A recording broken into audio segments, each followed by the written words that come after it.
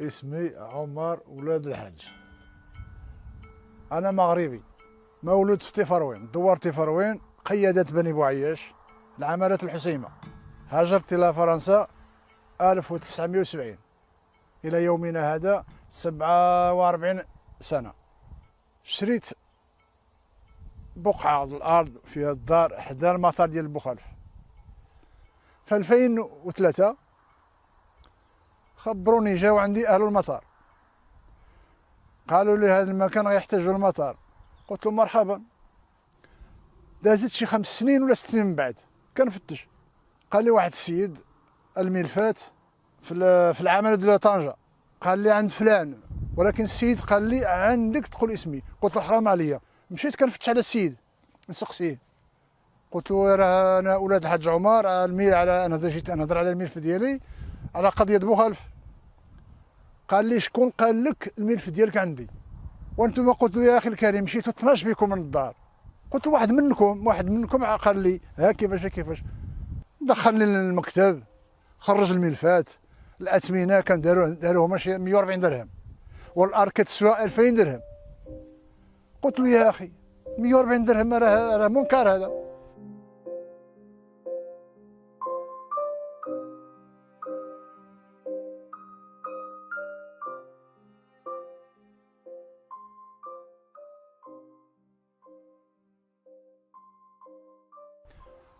داز شي عامين ولا 3 سنين عاونيت كنت نفتش على الملف، قالوا لي راه دار البيضاء. عند من؟ قالوا لي المدير. كاين ماشي المدير كبير. مشيت لعندو عاونيت، بغيت نبحث على الملف ديالي، راه دابا سنين ما فهمت والو. كتقولوا لي يعني مطار يحتاج هذا المكان، وانا ما عندي لا اخبار لا والو. قال لي راه عندك ممنوع تبني ولا تغرس ولا تصلح شي حاجه. هو كيفاش غتريب عليا الدار؟ قال لك راه حنا شفنا درنا هاد الثمن ولا خيره مزيان. وكيفاش يا اخي مزيان؟ الارض كتعمل 2000 درهم، 3000 درهم، تعطي 140 درهم، ما يمكنش. كيقول لي هذه المصلحه العامه.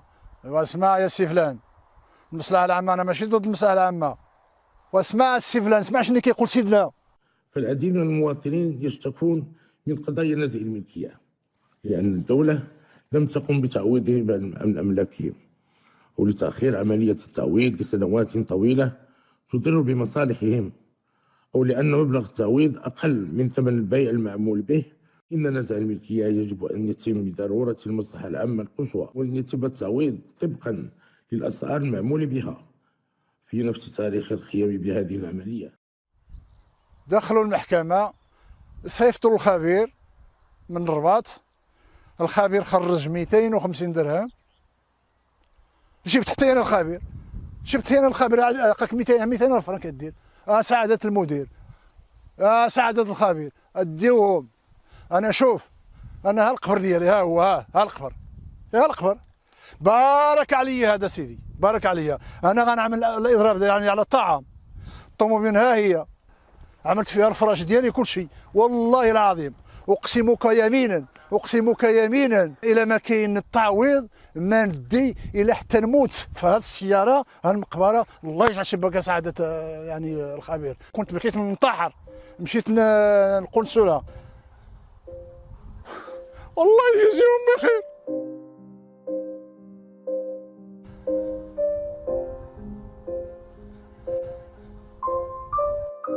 كنت ننتحر، داروا فيا الخير يا ودي نعط الشيطان. انا غنكتبوا ولا خير؟ لا كتبوا والو.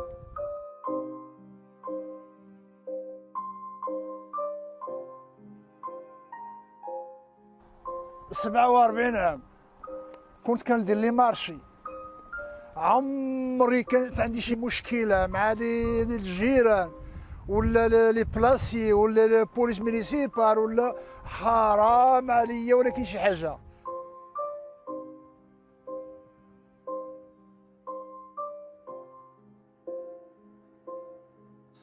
دابا اللي مشيت عنده كنحكي له قصه، كيقول لي هذا، كيقول لي منكر.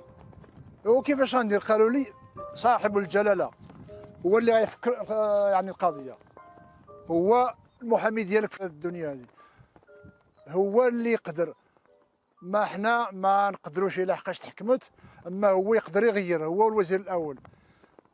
غيشوفوا غير الاثمنه. سعاده الرئيس الحكومه صيفط شي واحد يشوف الاثمنه ديك النواحي، راه منكر. والله العظيم لو كان انا ولد فلان الخبير ما يدير لي هذه الخدمه. هذه 14 عام اطلع هو تشوف شحال يعني. يعني عييت دابا. ها نعمل الاضرار على الطعام وجدتها الفراش ديالي. ها هو نمشي حدا القنصو هذاك اللي تسمى بلادي، سما الناس الى حقي ولا نمشي للقبار باش نصبر. راه 14 عام ويعني بزاف عليا والله.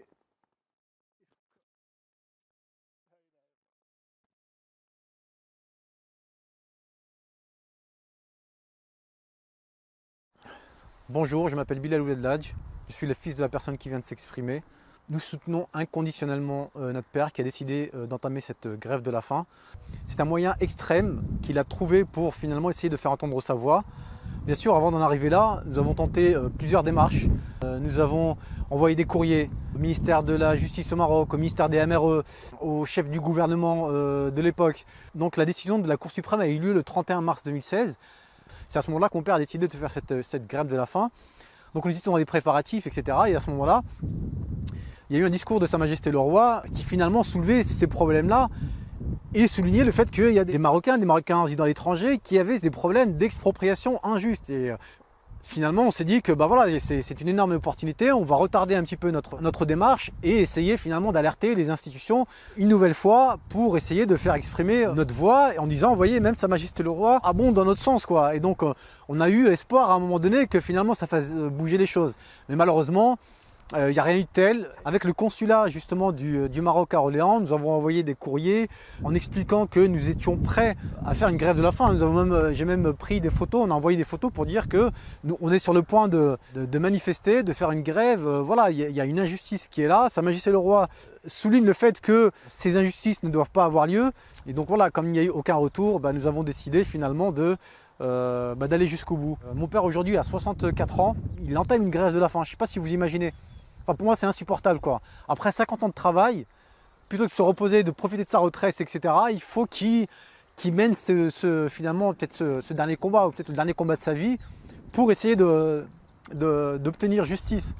Enfin, pour moi, c'est insupportable. Donc, c'est pour ça que je vous demande de partager cette vidéo sur Facebook, sur Twitter, sur WhatsApp. Voilà.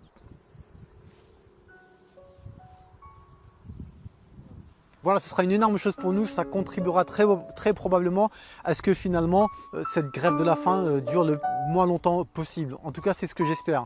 Encore une fois, merci du fond du cœur.